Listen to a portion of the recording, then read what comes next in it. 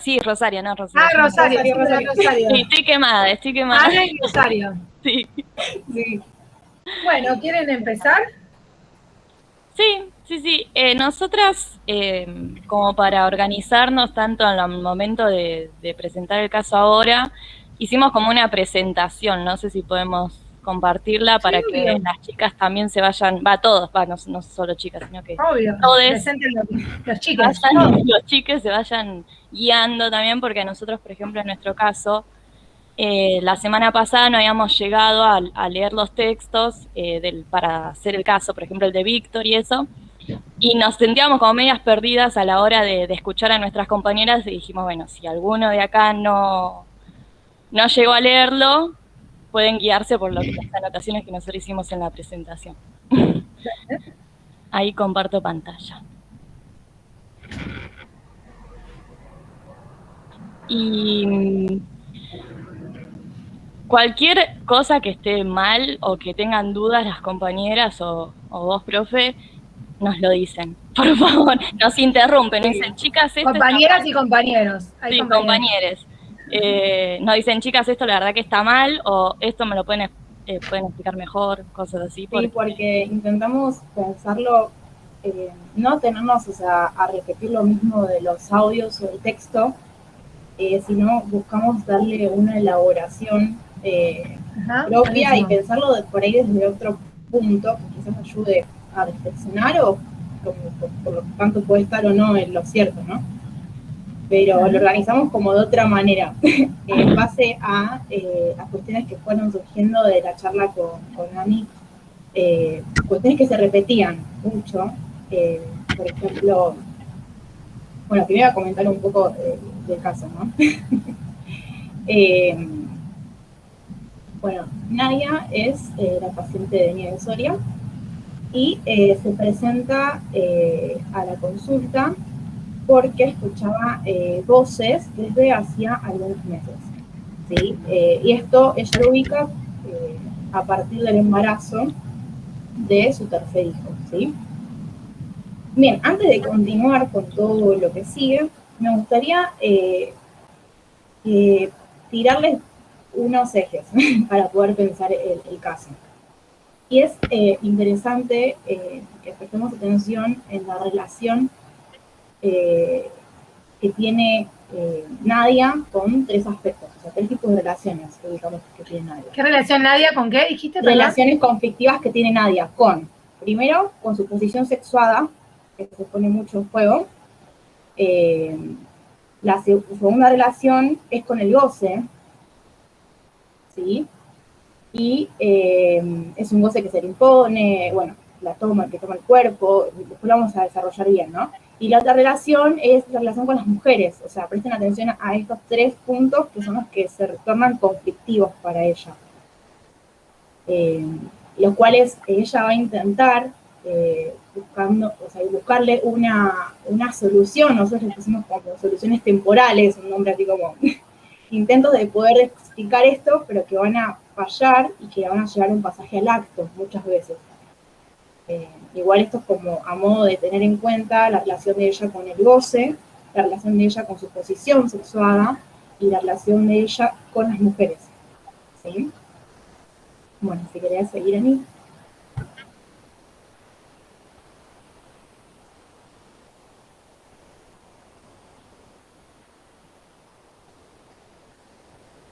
No se te escucha, creo que tenés el micrófono apagado. Sí. ¿Qué son? Bueno, con esto de la compañera que Rosario decía, nosotros ubicamos como un primer momento en el de Nadia, en el de prepsicosis, donde hay un modo en el que Nadia se encuentra directamente con el borde del agujero, de lo que se dice, en el que no puede entender por qué le están viniendo estas voces, por qué le están diciendo de que se tiene que masturbar, por qué le están diciendo todo lo que a ella le está pasando tanto en el cuerpo como lo que se le están imponiendo desde afuera. Esto lo que va a desencadenar, ¿sí? Es en un momento, en el tiempo 2, que es el momento ruidoso, donde ya está el delirio, donde ya las voces le dicen en este caso a ella le dicen de que se haga la paja, que se masturbe.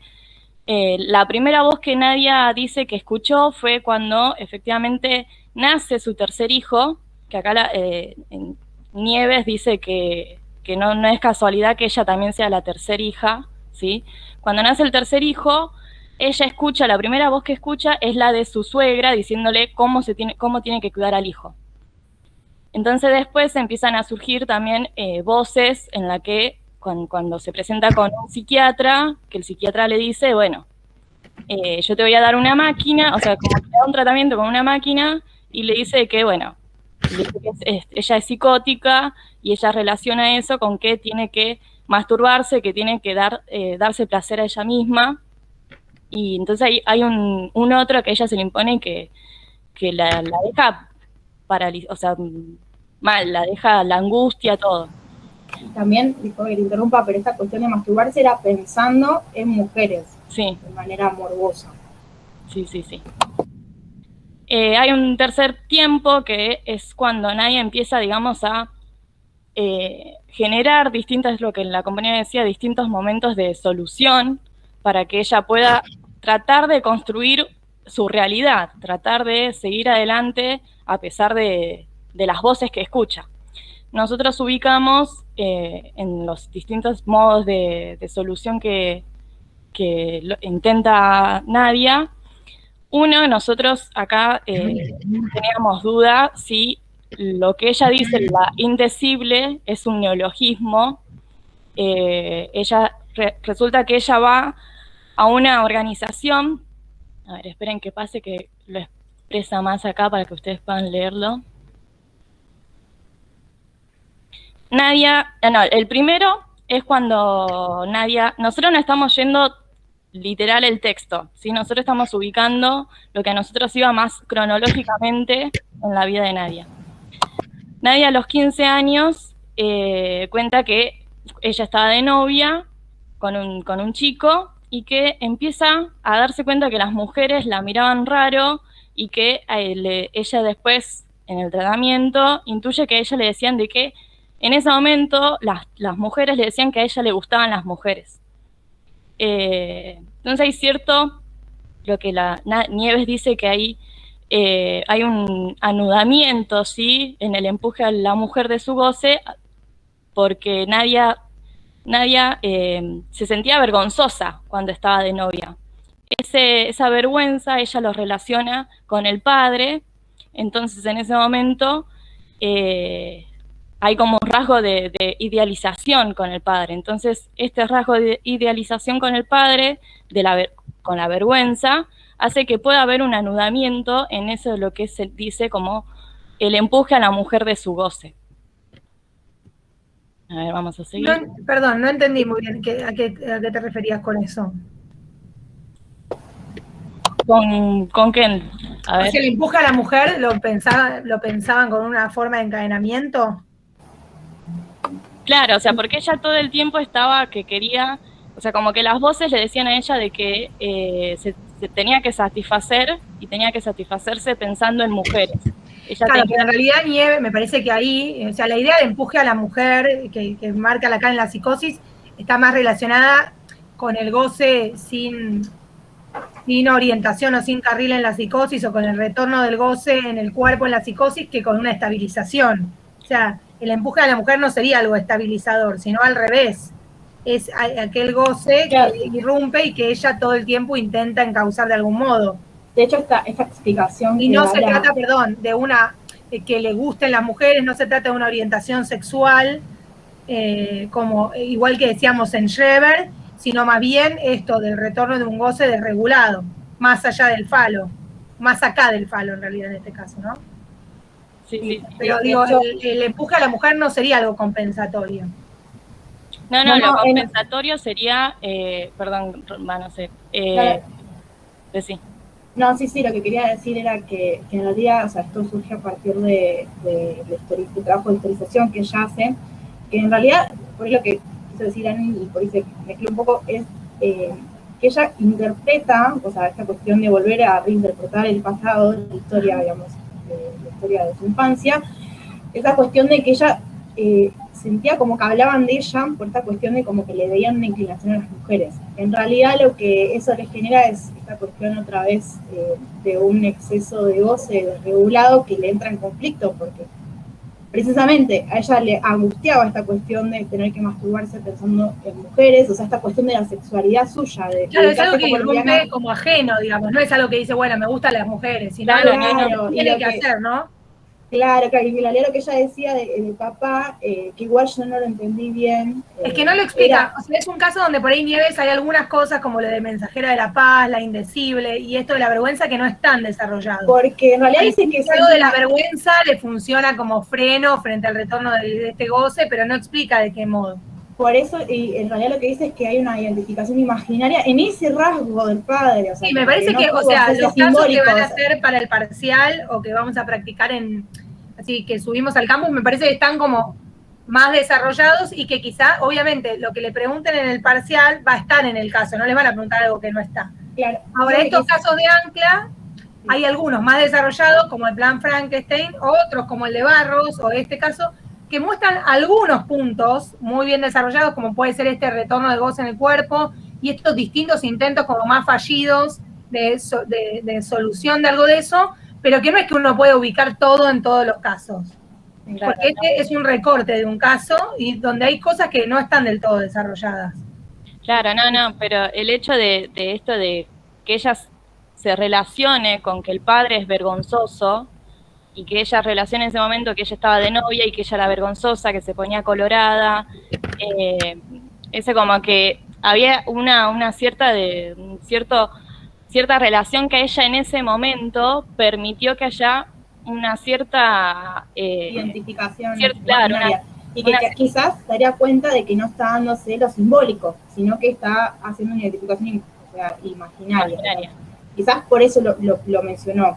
Lo ubicaría hasta ahí y no lo entiendo todavía mucho como para poder decir. Que no está tan desarrollado, la verdad. No, marca cositas. Claro, marca cositas nada más y por eso inicialmente habíamos dicho, o sea, como que acá tratábamos de entender y de, a partir de los textos y los audios, darle como una vuelta de rosca, y por eso si hay algo mal, acá como ahora, por ejemplo. No mal, sino que por ahí hay cosas que no están tan desarrolladas. Claro. Bueno, a ver, vamos. El segundo momento de posible solución es cuando Nadia cuenta que va a una organización de mujeres, la cual la organización le decía que había que hacerse caricias vaginales y que nadie interpreta que eso sería previo al acto, ¿sí? Al acto sexual. Esto se trata de un delirio, ¿sí? En este momento no se estabiliza Nadia porque ella en ese momento es como que acepta su homosexualidad o su cierta tendencia a la homosexualidad, pero se propone como un lapso de tiempo en el que ella va a permanecer en la heterosexualidad porque Nadia está casada en este momento, o en el momento de la consulta ella estaba casada, y Nadia dice que cuando fue a esta reunión, se le apareció, o sea, una de las voces le dice la indecible. Esto impide que ella realmente vaya a la reunión y que haya un acto, que haya las caricias vaginales con las mujeres. Entonces, en ese momento... Ahí se cortó. Muy desarrollado cómo es el indecible, algo de eso. La verdad es que no queda tan claro. No, que digo que tampoco está muy desarrollado esto del indecible, digamos. Es algo que Nieves menciona hacia el pasar. Claro. Pero lo interesante que tomamos es que ella le evita un pasaje al acto, digamos. Claro. Porque ella como que era indecible y como que la aleja, es significante, sin encadenarse a otro. Y nos pareció curioso que no la desencadene, sino que evite que ella se encuentre, o sea, porque en realidad era una suerte de entrenamiento, lo que se interpretaba todo esto de las caricias vaginales, previo al acto. Entonces, esto de que escuche indecible, ella como que después no deja de ir, porque lo hace como referencia a ella, como que se referían a ella, y evita que se encuentre con eso de lleno. Claro, pero tampoco está muy desarrollado cómo es eso de la indecible, digamos, como para tampoco decir si eran realmente reuniones vaginales, o de caricias vaginales, o era una reunión de mujeres y ella interpretó que eran... Claro, tampoco se sabe bien eso. Claro, Nieves dice que se trata de un delirio, pero en realidad no dice qué parte, o sea, si todo es un No, delirio. me parece que es un delirio de ella, que era una reunión de París. Claro, sí, sí, sí. Es como lo que vimos de Schreber, es como que algo del lazo al otro se le sexualiza, digamos, Sí, ¿no? sí.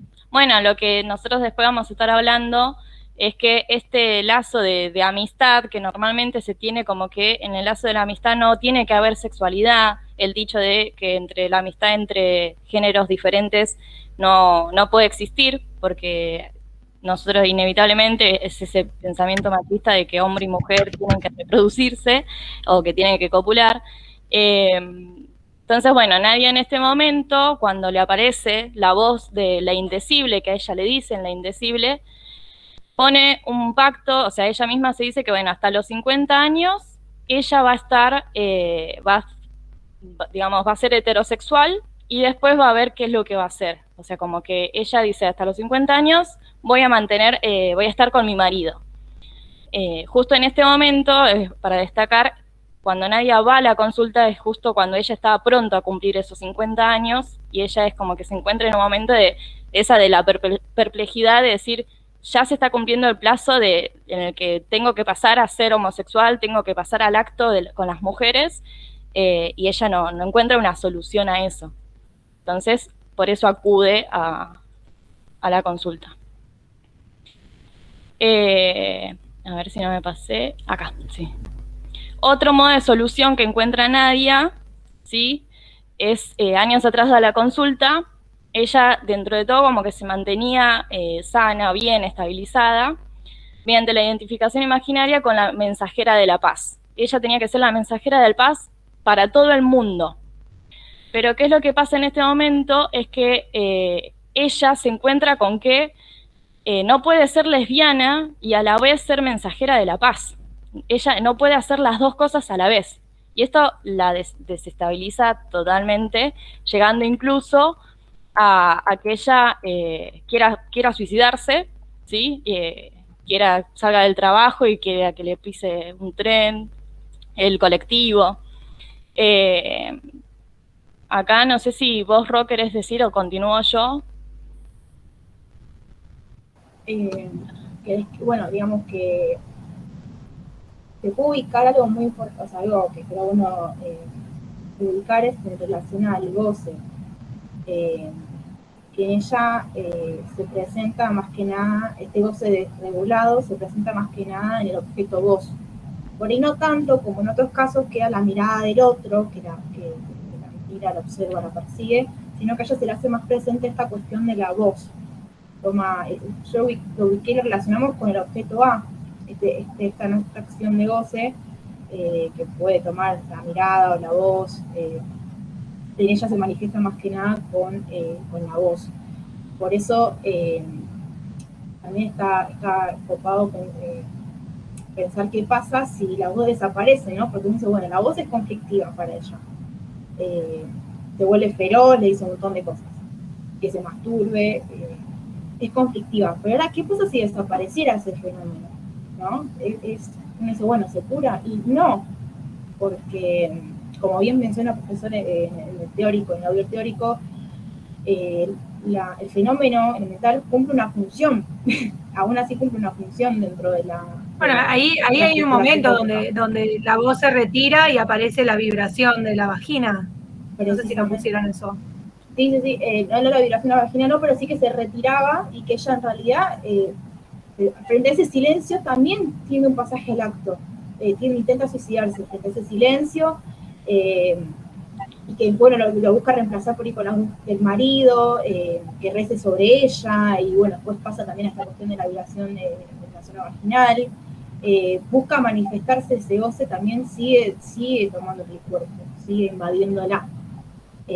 Sigue siendo desregulado y va a tener que buscar de alguna forma, no hay una solución definitiva, pero sí cierta regulación sobre ese goce, que le permita hacer la vida, digamos, más vivible, que podemos llegar hacia el final, ¿no? Claro, porque lo que pasa cuando ella se dice de que no puede ser lesbiana y a la vez ser la mensajera de la paz, es que le aparece una voz que le dice, bueno, para salir de este conflicto, tenés que rezar. Entonces ahí es cuando ella empieza a rezar, ir a misa, ella dice que está angustiada, que no, o sea, ella está en un momento, también vuelve de nuevo al momento en el que se siente mal, logra como acallarlo un poco diciéndole al marido que rece, tocándole la cabeza, y la única solución, o sea, gracias a una intervención, a la intervención que hace la Nieves,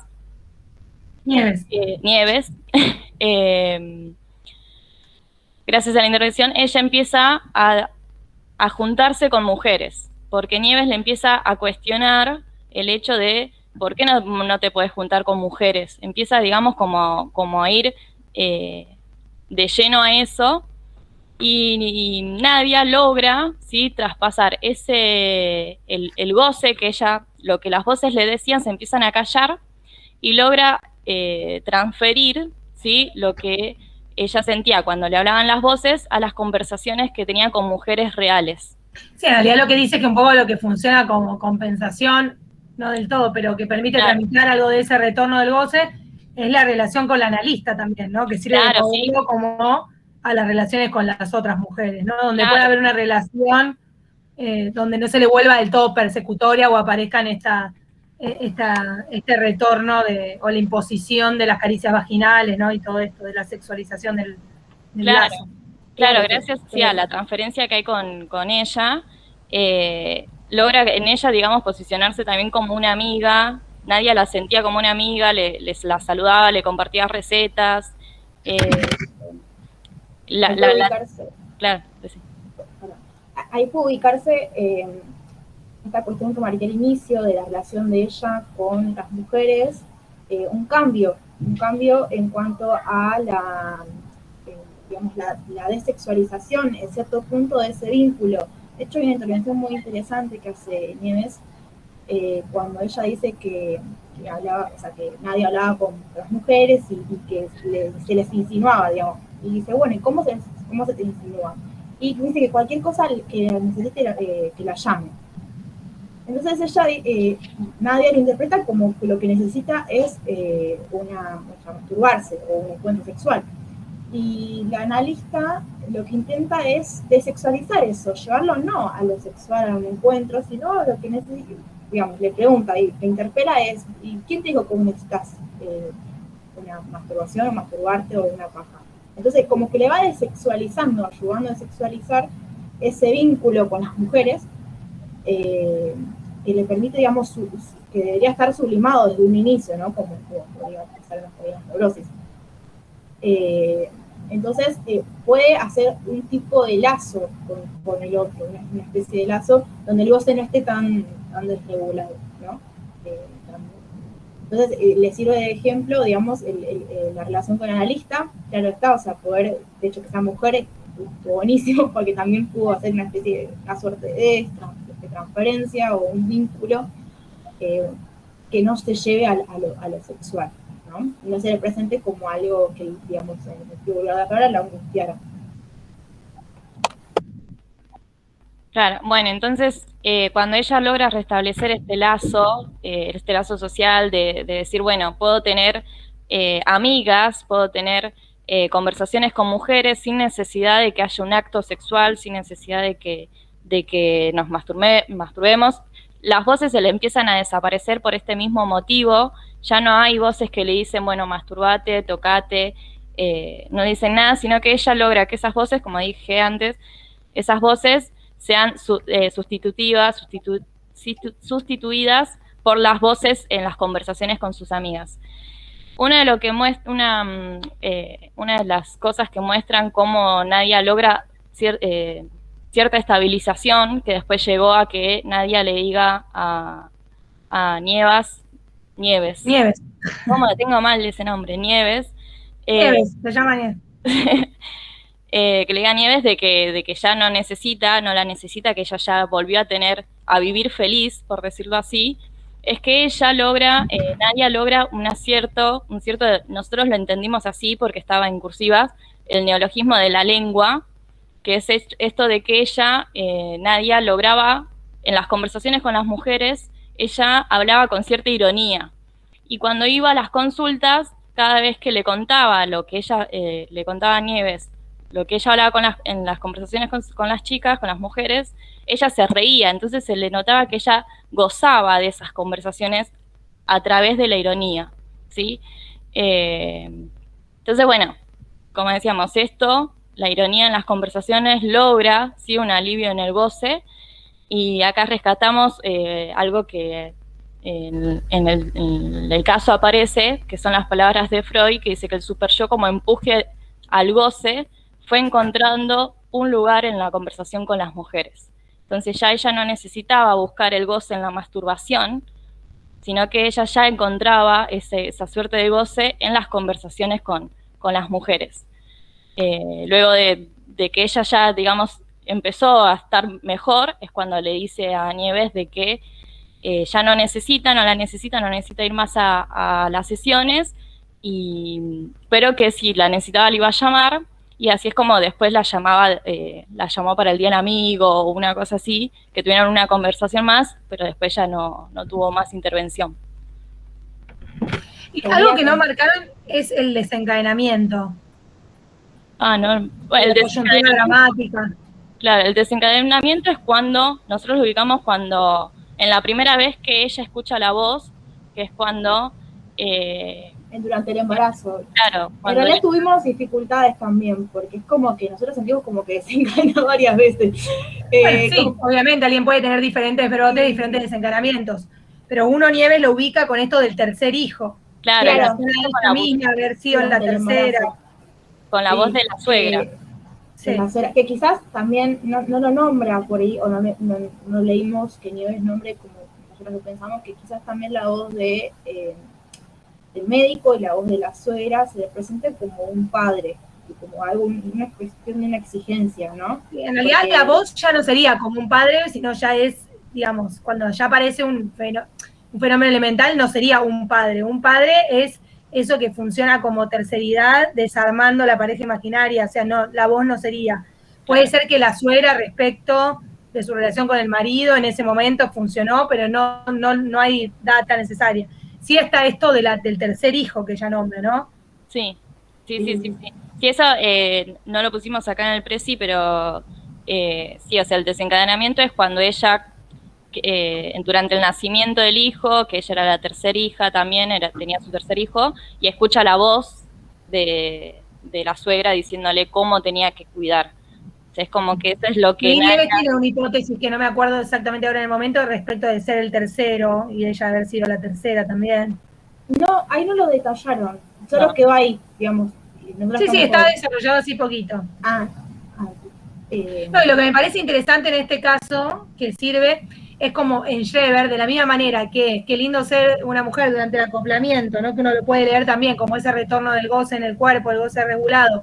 Es lo que en los diferentes momentos el delirio intenta tratar, ¿no? Hasta Freud termina diciendo eso, es lo primario, es el germen que va tomando diferentes formas hasta la última plasmación en la cual Schreber, con ese delirio de ser la mujer de Dios, logra darle un lugar ya no tan conflictivo para Freud a ese retorno. Bueno, acá parecería que algo de lo mismo, ¿no? Que aparecen distintos intentos, siempre más fallidos, no tan digamos, eficaces como al menos durante un tiempo lo fue el delirio de Schreber. De hecho, lo que ella dice respecto a la mensajera de la paz, que dice que podría haber sido una metáfora delirante, no lo explica qué quiere decir ni nada, pero lo que uno pensaría es que una solución es efectiva cuando de alguna manera le puede dar un lugar a eso que retornó, ¿no? Y parece que este ser mensajera de la paz no incluía, digamos, ese goce que retornaba, ¿no? Había algo de ser mensajera de la paz que era al revés, como entraba en disyunción con las caricias vaginales o con el retorno del empuje de la mujer. Entonces parecería que esa solución no funcionaba porque no lograba integrar algo de eso y ordenar, ¿no? Algo de eso que al parecer algo de la relación transferencial y este nuevo vínculo con las mujeres logra tramitar, ¿no? Sí, nosotros logramos ubicar esa como lo conflictivo, como la sexualidad, o sea, la aceptación de su homosexualidad. Y en realidad no es su homosexualidad, no es su homosexualidad. Eso es lo que yo trataba de decir antes. No se trata de la homosexualidad, pero no es una posición sexuada acá. Es el retorno de un goce desregulado, ¿no? Que toma esta forma de las caricias vaginales, pero como algo ajeno, ¿no? Como la asunción de una posición sexual, sino algo que ella tiene que hacer. No se trata de la homosexualidad, digamos, en el sentido que lo entendemos, ¿no?, más tradicionalmente o con la elección sexuada, sino más bien al revés, que es un retorno de algo que no encuentra cauce y que le aparece a ella como una imposición que le viene del otro, con estas mujeres que, o sea, son voces que le aparecen, no se trata de su sexualidad exactamente. Claro. Dice que esto hay que como no confundirlo. Digo. De hecho, empuje a la mujer no quiere decir que le gusten las mujeres, sino la aparición de este goce desregulado por fuera de la carretera fálica, por así decir. Y si tuvieran que pensar un diagnóstico en este caso, ¿qué pensarían? No les digo a las chicas solo, a todos en general. De lo que vimos, más del lado de la esquizofrenia, más del lado de la paranoia, ¿cómo lo piensan? Nosotras la pensamos como del lado de la paranoia, o sea, porque ella le llegan estas voces que le están todo el tiempo empujando a realizar algo que ella no está de acuerdo en hacerlo. ¿Por qué la voz es con la paranoia? Y porque, bueno, en realidad es al revés. Sí, Uno pensaría, sí. yo pensaría este caso más del lado de una esquizofrenia, en todo caso paranoide, pero me parece que en este caso también se ve más lo esquizofrénico, ¿no? El retorno de goce en el otro. Si bien es una esquizofrenia paranoide porque en algún momento se coloca el goce en el lugar del otro, las mujeres que un poco la gozan, pero está como en un primer plano ese retorno en el cuerpo del goce. No mencionamos, y una solución, desde Freud también, porque la solución delirante es poco digamos, elaborada.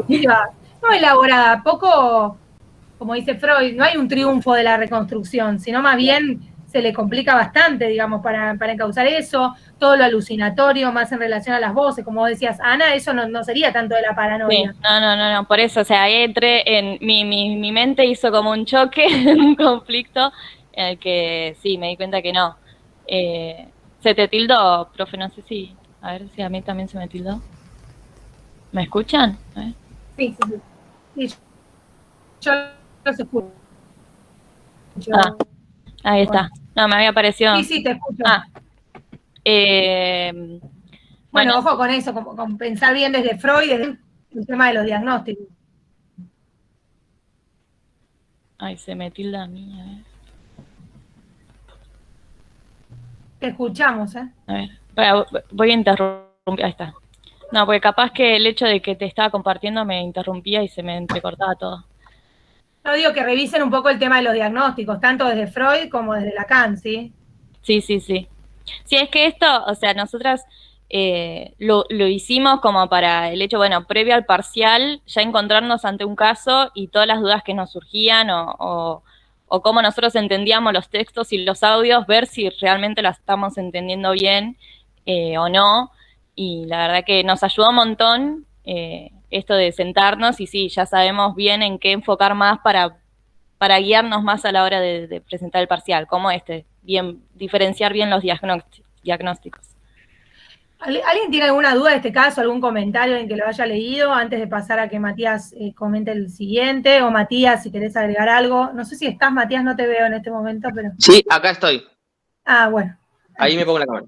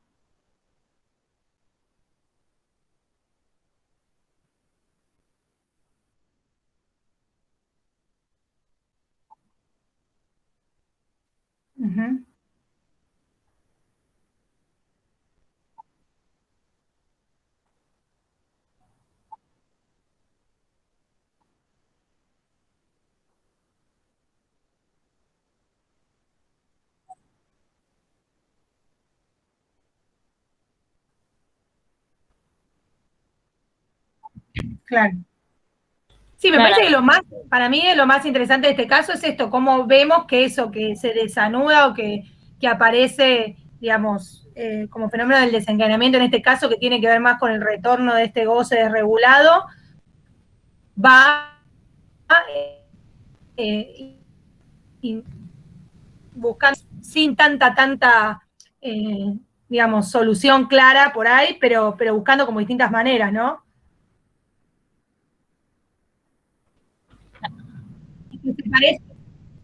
Y que se parece un poco más a lo que en general sucede, que por ahí Shever, donde hay una metáfora delirante que no es algo tan común de encontrar, ¿no? Algo tan fijo, tan armado. Claro.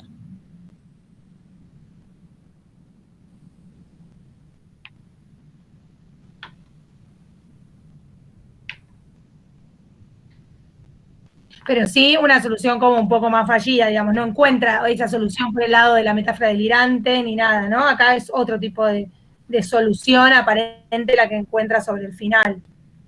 Pero me parece que es importante esto, que aquello que se soltó o aquel punto clave del desencadenamiento, eso que está en el germen, es eso que de alguna manera para que la solución sea mínimamente eficaz tiene que estar contenido, ¿no? Como decíamos el otro día, en el caso de Víctor, algo de la mirada en el tema de la magia, ¿no? O sea, algo de eso que irrumpe tiene que ser tramitado por la solución, si no la solución se cae muy rápido. No sé si se escucha porque no veo a nadie. Sí, se escucha. Se escucha, se escucha. Bueno. Bueno, Matías, si querés seguir con el caso de Tomasa. Sí, y Lina. Bien. Bueno, este caso es el caso Ángela, o el caso titulado Me hicieron con poco material. A mí me llama un poco la atención porque es una frase que quizás aparece en un momento y después como que no se retoma demasiado, pero bueno. Les paso a comentar un poco el caso, ¿no? Bueno, la presentación arranca, se trata de Ángela, así la llamaron. Es una mujer de 50 años que está separada, se separó hace 6 meses de su pareja, de su marido, con quien estuvo 30 años casada, ¿no? Ahora bien, 6 meses después de esta separación más o menos, es cuando se empieza a encontrar con la analista derivada por un psiquiatra. Pero resulta ser que en este interín, ¿no? Entre que se encuentra con la analista derivada por el psiquiatra y la separación, ella conoce a otro hombre, ¿no? Un tipo muy particular que se llama Carlos. Un tipo que le promete el oro y el moro, que le declara y le promete todo su amor, o al menos en los términos de ella, ¿no? ¿Qué pasa con Carlos? Carlos un día no apareció más, desapareció.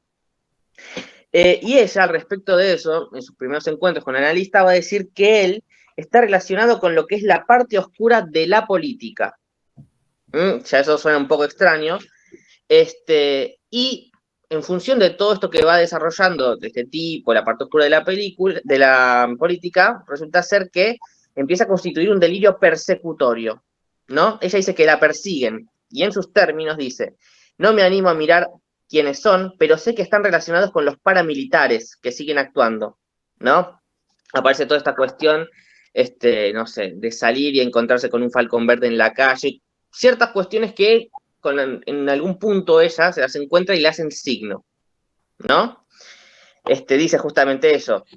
La analista continúa y dice: se encierra, permanece en su departamento, solo continúa con el trabajo que puede hacer allí, ¿no? Ya que le daba pánico, según sus dichos, salir. Dice: las bocinas de los autos, los Falcon Verde, las botas, eran señales autorreferenciales que se presentaban constantemente, y dice: así no se puede vivir. Un día, una noche, cuenta una escena muy particular en la que estaba en su departamento, donde ella vivía, y escucha que dicen: dicen, no dispares. Dice: ¿no ves que está la persiana baja?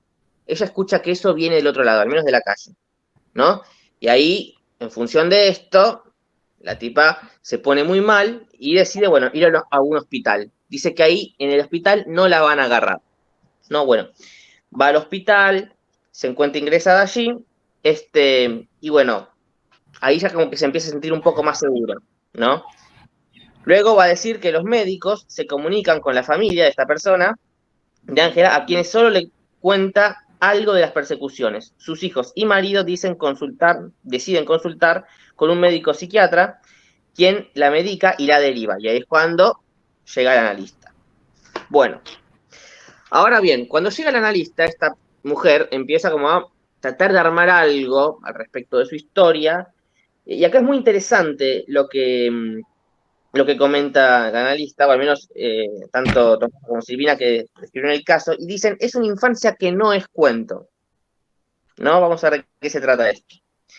Dice, sobre su infancia, parece que no conoció al padre, solo le quedan imágenes fugaces al respecto de él, de cuando tendría más o menos 2 años. Dice que recuerda el brillo de sus botas, la pulcritud de sus uñas, el mirar de sus ojos, ¿no?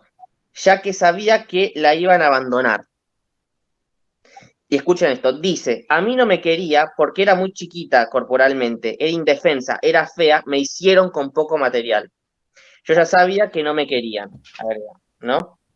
Me dice que la madre las dio una adopción a todos porque eran un grupo de 8 hermanos. Después de eso no quiere hablar. La realidad es que si ustedes van siguiendo el caso se van a encontrar que a medida que aparecen las comillas para citar lo que dice la paciente, se torna muy difuso. Es muy difícil seguir un poco los dichos, pero uno va tratando de construir esto, ¿no? Dicen que recuerda los diálogos precisos de cuando tenía 2 años. Mi madre al abandonarme me dijo, y no es cuento, me lo dijo a mí, lo tengo grabado, fue así. Y ahí el relato se vuelve difuso, se vuelve confuso. Pero hay cierto orden de cristalización de todo esto que le ha ocurrido que, vamos a decirlo así, no puede entramarse en los términos de una historia, de lo que sería el cuento, aquello que Freud llamó la novela familiar del neurótico, lo que Lacan luego dice, bueno, cada neurótico tendrá su mito individual. Bueno, no, todo esto tiene un peso por sí mismo en tanto las palabras, vamos a decirlo un poco con Freud dice en el capítulo número 7 del inconsciente, el esquizofrénico, el psicótico en general, pero él lo habla un poco para la esquizofrenia, nosotros lo podemos extender un poco para la psicosis en general, vamos a ver que este caso para mí no es una esquizofrenia, después, bueno, vamos a ver la cuestión del diagnóstico, trata las palabras como cosas, ¿no? Y en este punto es donde aparece lo que vamos a llamar lo indialectizable, o al menos que esta historia no refiere a algo que pueda entrar en el orden de la asociación, o de la asociación libre como propio del dispositivo del psicoanálisis. Bueno, de hecho ustedes si siguen leyendo un poco el texto se van a encontrar con un comentario de las autoras, un par de citas de Lacan, pero dicen, en la psicosis se trata de un pasado donde no operó la represión. El olvido, a lo sumo el pasado, es significado respecto del delirio. Esto es muy interesante, porque si no opera la represión, no puede establecerse en los términos de cierta significación metafórica, ¿no? Cuando opera la represión, al menos así yo pensaría acá en algún punto, hay un significante o un conjunto de elementos simbólicos que quedan tapados, velados por otros. Esto no ocurre acá, y en tanto aparece nuevamente, se despliega en un orden, vamos a decirlo así, a cielo abierto. Ahora van a ver por qué yo uso esta definición, que quizás incluso para Lacan es más propia de la psicosis desencadenada, porque una cuestión también voy a decir respecto a este caso, cuando lo lean y cuando escuchen el audio, se van a dar cuenta que es un caso que está muy desorganizado en algún punto, es muy difícil ubicar quizás el punto de desencadenamiento, los virajes, la perplejidad, que de hecho en cierto punto no la hay. Yo les diría, bueno, fíjense que hasta ahora tenemos 2 elementos importantes, que son la separación del marido hace 6 meses, hasta que inició el análisis, y la aparición de Carlos con su huida y la aparición del delirio. Nosotros ahí tenemos un periodo en el que nos podemos empezar a hacer un par de preguntas de, bueno, ¿qué pasó acá? Bueno, hay un apartado muy interesante que dice, volvieron con la radio, ¿no? Dice, volvieron con la radio y relata que escuchen esto, previo a separarse, habían comenzado los mensajes en la radio. Dice, primero pensé que era yo que relacionaba las frases. Pasaba horas escuchando, pero me di cuenta en un instante que estaba todo preparado para que yo lo descifre. Todo esto pasaba antes de que ella se separe, ¿no? O sea, ya había algo antes respecto de la radio. Ojo, acá tenemos 2 cuestiones. Lo que van a decir las autoras es, ya antes de separarse podemos ubicar fenómenos elementales que dan cuenta de una psicosis clínica, ¿no? Los mensajes autorreferenciales en la radio. Ahora bien, esto puede ser así que ya en ese momento esta mujer estaba desencadenada, cosa que tendríamos que empezar a hipotetizar un poco qué la desencadenó, si hay un desencadenamiento franco, y la otra puede ser que en función de la relación que esta mujer tenía con la radio, con la música, que le gustaba, es muy adepta a eso, lo haya quizás en algún punto relacionado retroactivamente a partir del delirio que ya había armado, ¿no? No es lo mismo que ya estuviese delirando o siendo autorreferenciada en ese momento que lo pueda entender un poco retroactivamente en los términos del delirio que se le está jugando en ese momento. No sé si me explico. Bien. Bueno, seguimos un poco más.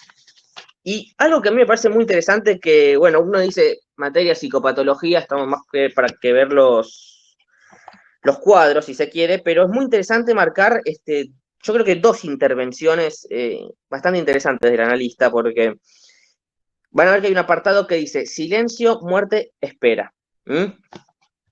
Bueno, esta mujer un día estaba caminando por su barrio y dice que en los edificios lindantes y en el propio aparecen mensajes dirigidos, ¿no? Uno en particular que la conmueve dice SM. Y ella interpreta silencio, muerte, ¿no? Dice, tiene miedo que le hagan algo y, bueno, que al fin y al cabo no los detuvo el ingreso al hospital, que la siguen persiguiendo. Ahora es interesante cómo esto lo retoma el analista. El analista le va a decir lo siguiente, retoma un poco de todo lo que le va diciendo y lo que le señala es que quizás no quieren hacerle nada, sino que simplemente escriben eso para que sepan que ellos están ahí sin hacerle nada, ¿no? Es como marcar presencia, pero sin actuar sobre ella directamente, ¿no? Bueno, supuestamente esto sería... Sí.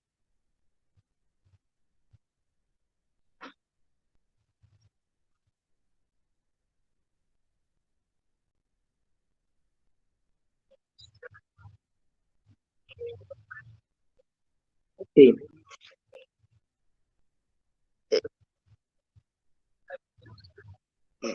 Yo lo que les diría es lo siguiente, es una muy buena pregunta, Maru, porque fíjense que, al menos en este caso en particular, no tanto en el de Nieves, por donde quizás la ideación delirante está más desilvanada y más relacionada a los fenómenos propios del cuerpo, pero en este caso, fíjense que ya tenemos un otro, o sea, acá me voy a poner un poquito ya como a diferenciar los casos, ¿no? Si se me permite, que es lo siguiente. En el caso que vimos anteriormente, uno puede ubicar cierto orden de retorno del goce sobre el cuerpo, ¿no? Tan característico de lo que se llama la esquizofrenia. A nivel psiquiátrico clásico ese diagnóstico se puede discutir, pero en los términos de Freud es válido, está bien dicho. Pero acá fíjense que el retorno particular del goce es necesariamente en el lugar del otro, de un otro cuya señalización en algún punto queda medio difusa. Pero ¿cuál es el problema? Que es un otro que toma la iniciativa, que arremete contra el sujeto, que en algún punto detenta un poder real porque no se lo puede ubicar del todo. De hecho, se construye un delirio para tratar de entender un poco que lo quiere. Y de esta manera, bueno, sí, se busca descompletar a ese otro, ¿no? Ese otro que toma la iniciativa y que al sujeto en cierto punto lo enloquece, ¿no? En algún punto, fíjense cómo Schreber también, cuando él escribe sus memorias, ya se va rescatando de algunas cuestiones en las que Dios está limitado. Y Schreber lo necesita a Dios limitado para poder seguir teniendo una relación con él. Y de hecho también lo necesita a una distancia prudente. Pero bueno, ya vamos a volver sobre eso. Fíjense, y esto es muy interesante, yo no sé si esto es una contingencia que pasó, o si el analista mandó a alguien a escribir una tercera letra, pero dice, luego de unos días, nota que agregaron en el escrito de la pared del edificio una letra entre la S y la M, silencio muerte, y la letra E, que ella interpreta como espera.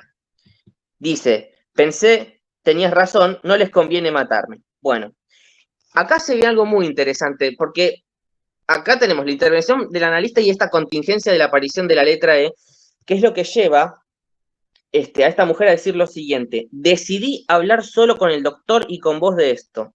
A mis hijos y mi ex marido les cuento poco, solo del miedo, no quiero que sepan nada de todo esto, ya que temo que vayan sobre ellos. Fíjense cómo todo este orden de delirio, que más o menos la tiene ubicada, pero bastante asustada, queda relegada a un plano particular de su vida. Fíjense, repito, retomo el caso de Schreber como para hacer un paralelismo. Schreber, en un punto, solo hablaba con Weber de las cuestiones que referían a toda esta cuestión de la actitud del alma, el hecho de transformarse en mujer. Hay cierto orden de compactación y de relegar ese orden delirante o de producción delirante al lugar de un análisis o con el trato con el psiquiatra, ¿no? Que bueno, que evidentemente se prestó muy bien el psiquiatra a eso. Bueno, dice, y acá viene la segunda intervención respecto a lo que escucha en la radio. Dice, por la radio le siguen mandando mensajes, por lo que se indica que no la escuche más, ¿no? Se le indica que no escuche más la radio. Acá es bastante interesante lo que dice esta tipa. Dice, si no pongo música también me voy a volver loca. No me acuerdo quién en un momento hizo un comentario que a mí me pareció muy pertinente sobre el caso anterior. Sí, Manu, del vacío. Sí, exactamente. El fenómeno elemental en algún punto está cumpliendo una función, ¿no? Porque fíjense, nosotros cuando teníamos presencial en los teóricos, me acuerdo que en los teóricos de Fabián, él armaba toda esta presentación con los nudos, era muy interesante. Y en algún punto algunos fenómenos elementales los ubicaba, no sé, en el entrecruzamiento entre registros, lo simbólico y lo imaginario, otros entre lo simbólico y lo real, sobre todo los fenómenos de franja. Y eso es capaz en algún punto es un S1 que retorna en lo real, como fenómeno elemental, ¿no? Que lo leemos así desde el seminario 3. Pero fíjense que ese lugar donde retorna el fenómeno elemental es un punto de vacío. O sea, capaz cuando Leibson habla justamente de esta idea de que el fenómeno elemental, aún así todo, siendo disruptivo, incluso el delirio mismo en una primera instancia es un fenómeno elemental, esto lo dice Lacan en la página 33 del seminario 3, vayan a buscarlo. Lo que va a ocurrir es que si uno quita eso, incluso conmueve cierto orden de consistencia, incluso esa certeza, y la resolución por la vía del vacío es mucho más peligrosa. Porque me parece que en ese punto Freud es bastante clínico cuando dice que el delirio es como un parche que se coloca en el punto donde se produjo la desgarradura, ¿no? Sí, si es muy uno no diría que es un S2 o que las alucinaciones son un S1 o el delirio mismo es un S1, es verdad que hay un punto de eso, ¿no? Que eso que retorna va al lugar de ese agujero y que a veces pasa con los pacientes en la clínica también, cuando un paciente está muy delirante, pero con un delirio que no es que lo está estabilizando, sino un delirio que por ahí lo está enloqueciendo y por ahí volviendo loco a la familia, el barrio, el vecindario y poniendo en riesgo a uno. Y bueno, y se lo medica, se lo interna, se hace lo que hay que hacer con el paciente. A veces cuando ese delirio desaparece, lo que aparece justamente son todos los síntomas que tienen que ver más con el vacío, ¿no? Como la perplejidad, por ejemplo. Está delirando, ya está mejor, entre comillas, ¿no? O sea, ya no está delirando, ya no está generando eso, pero aparece todo ese costado, el que uno podría pensar más como la angustia psicótica o ese encuentro con el agujero, que tampoco está bueno, ¿no? Que uno ahí tiene que tener como es difícil actuar por ahí con lo que uno tiene que trabajar, que es con eso como más residual, con eso más del deshacimiento, ¿no? Que aparece cuando el delirio se retira también, ¿no? O sea, es como que es una delgada línea entre una cosa y otra. Hay pacientes que nunca dejan de delirar y que ese delirio tiene un lugar, digamos, no sé si alguno estuvo en la presentación de enfermo del lunes, creo que no, pero bueno, que el paciente es un poco así, ¿no? Que algo de ese delirio, nada, lo anuda o lo ayuda a estar estabilizado y no es necesario hacer nada, pero hay otros pacientes donde el delirio también lo enloquece, entonces, bueno, pero también a veces cuando desaparece el delirio y aparece de la boca de los mismos pacientes, ¿no? Diciendo me siento vacío, no tengo ganas de nada, digo, aparece como esa vivencia de vacío, ¿no? Que también, que hoy en psiquiatría se dice, bueno, lo más difícil de tratar en la esquizofrenia, hablan ellos, es como los síntomas negativos, que es lo que en Kraepelin veíamos como la indiferencia, la apatía, ¿no? Que tendrían que ver con lo que en Freud aparece más del lado del deshacimiento o el momento mudo, ¿no? Y entonces digo, eso no quiere decir que siempre esté bueno dejar de delirar a alguien, porque a veces, como digo, el delirio puede ser muy complicado también, para él y para otros y para... Perdón, había una pregunta, dice, ¿esa es la dirección que dicen? ¿Qué quiere decir eso? Perdón, yo también me quedé... Dirección. ¿No será dirección? No sé, vuelve a escribir, que escribió... Ahí va. Respecto a esto que dice Ana... no sé qué es dirección. Ahí busco. Yo también, me suena de algún lado, pero... No, a mí no me suena, pero no tengo idea qué es. Sí. En uno de los clips... No sé la pauperización. Creo que es lo que está relacionado con la pauperización del deseo.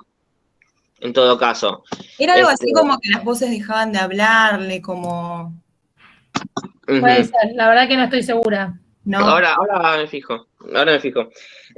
Perdón, respecto a esto que dice Ana, que traigo yo, fíjense que Ana en un momento habló de lo que es, bueno, ya que estamos, ¿no? Toda esta cuestión de la angustia psicótica, este punto de vacío, ¿no?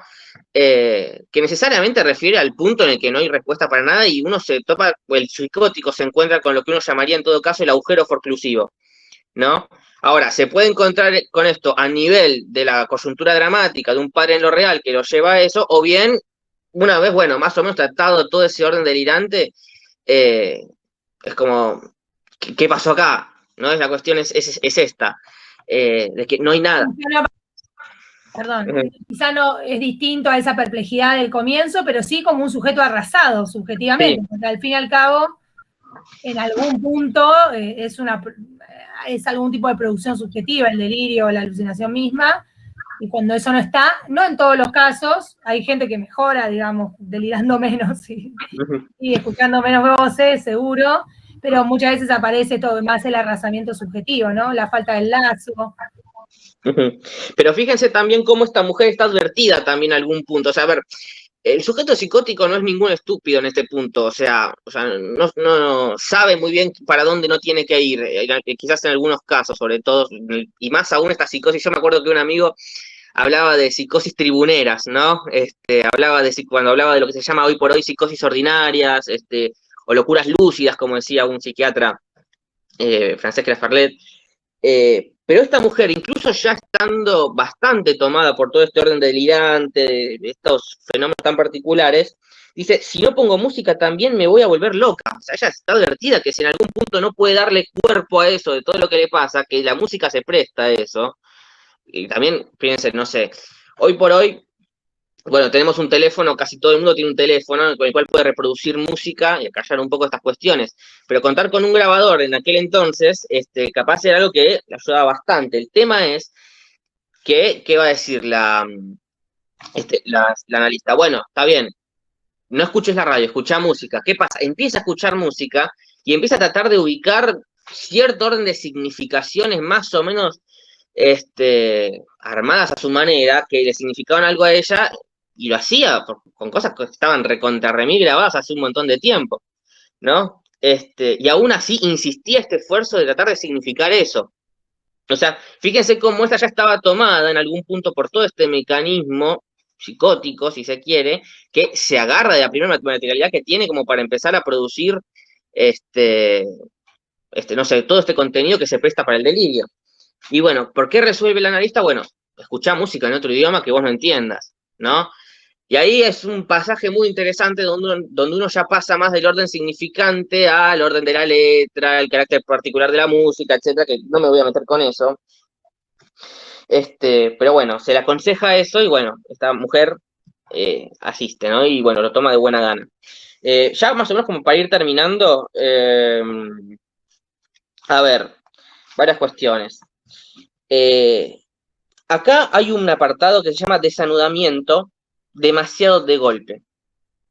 Fíjense que yo ya les mostré o les indiqué cierto orden de dificultad para ubicar el desencadenamiento porque parece ser, o al menos así como lo presentan en el texto, ya venía delirando de antes de separarse, o sea, ya hay algo en toda esa trama familiar que, bueno, terminó llevando a un divorcio, al menos por parte de ella y el marido, que posiblemente la haya conmovido, o al menos anterior al divorcio mismo.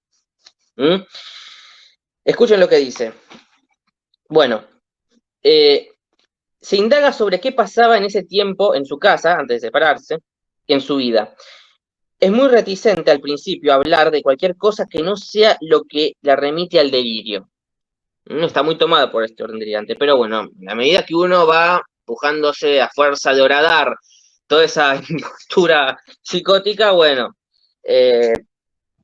termina aflojando y dice, bueno, vivía con uno de sus 4 hijos, tiene 4 hijos, este es un número muy interesante después, y su ex marido. Ya tenía 2 nietos, pero justo antes de separarse, una de sus hijas estaba embarazada y se entera que la nuera también, dice, fue demasiado, de golpe mucha exigencia. La hija embarazada, la nuera embarazada. Se venían 2 nietos más, ya tenía otros 2 nietos, 4 nietos, más los 4 hijos. Yo también me broto, se los iban a dar para cuidar o algo así.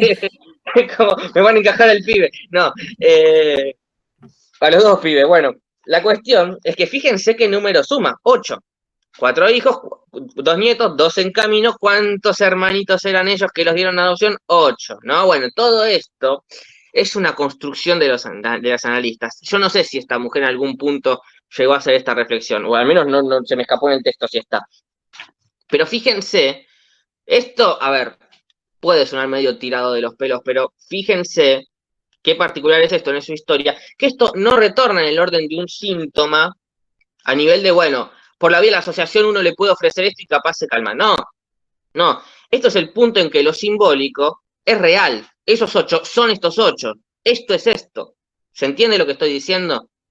O sea, no hay un distanciamiento propio en el lugar para esos 8 que eran ella y sus hermanitos, que puede tener algún lugar en el inconsciente, y otra cosa es que todo ese orden afectivo que parte de esa situación que pasaron esos 8, vuelva totalmente develada, sin censura, con estos 8.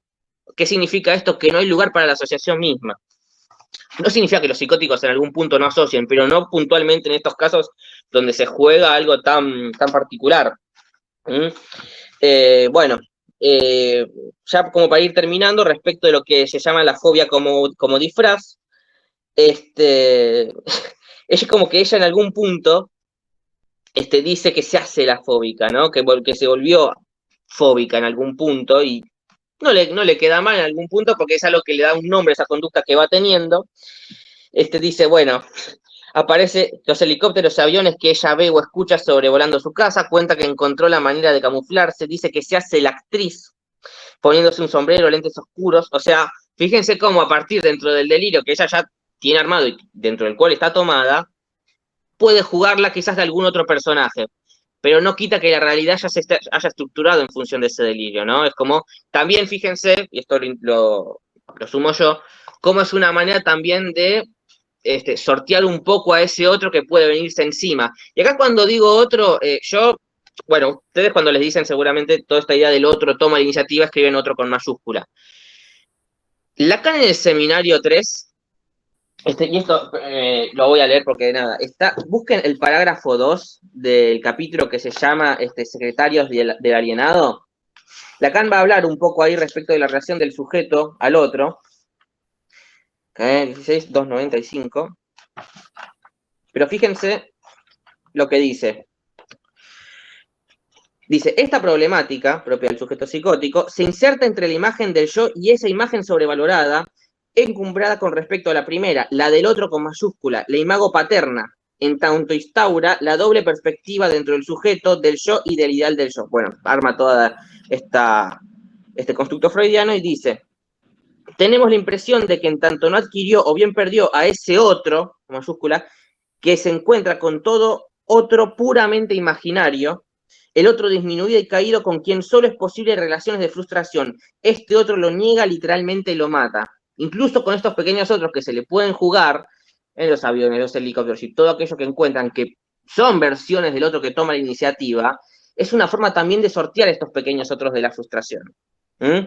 O que también en algún punto pueden volverse persecutorios, ¿no? Dice, bueno, se volvió muy fóbica, se hace la actriz, etcétera.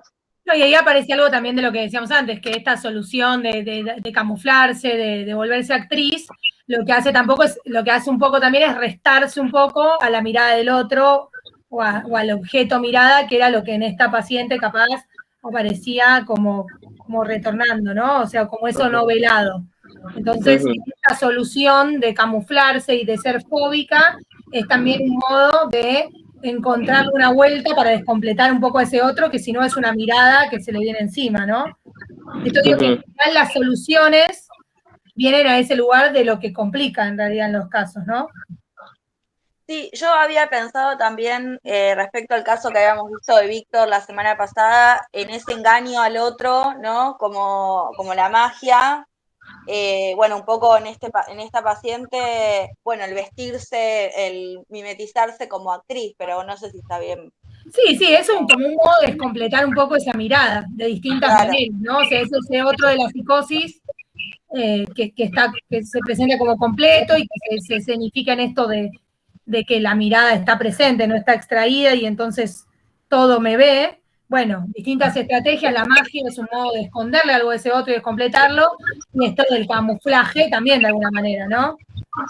De poder no ser vista todo el tiempo, de poder engañar un poco a esa mirada.